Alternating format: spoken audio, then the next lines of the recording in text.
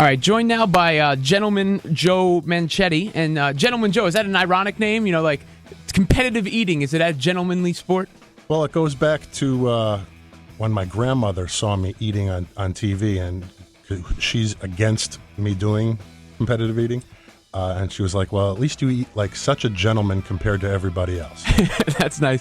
You got the big event coming up, the 6th Annual Chef One Dumpling Eating Contest, a week from this Saturday, October 24th, 1 to 3 p.m. It's at Sarah D. Roosevelt Park at East Houston Street next to the Whole Foods. Maybe they're hoping for some spillover from the competitive eating. Now, how does one get into competitive eating? Well, it's because in my regular everyday meals, I tended to eat a lot and eat fast. Going back to elementary school, other kids didn't like green bean salad or baked beans, and I did 12 of one and 16 of another back in 5th grade.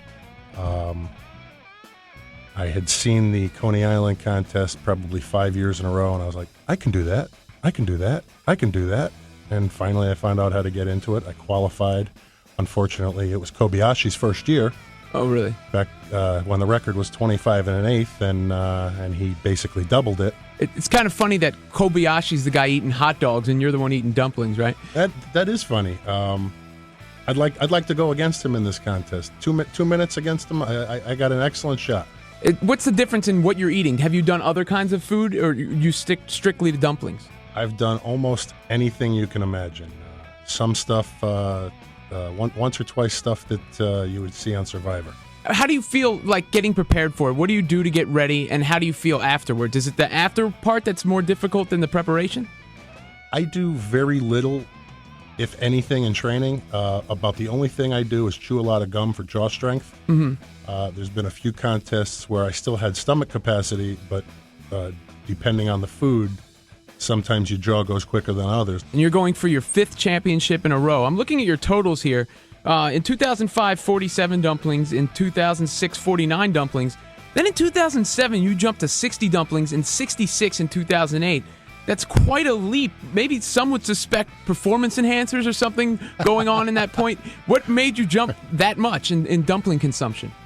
The reason for the jumps is the level of competition.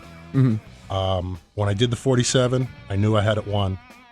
When I did the 49, I knew I had it won.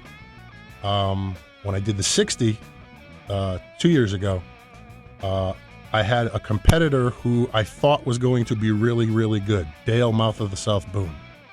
He's supposedly good, really good, short contests. In this case, he laid an egg. He did 39 when I did the 60, and we were in the same heat. And then last year, Will the Champ Melender was in the first qualifier, and he did 55, 56 or something like that. And I knew I had to step it up again, put up a 66, and the competition is going to be even stiffer this year. I believe both of those guys are coming back, as well as Furious Pete Cernitsky from Canada.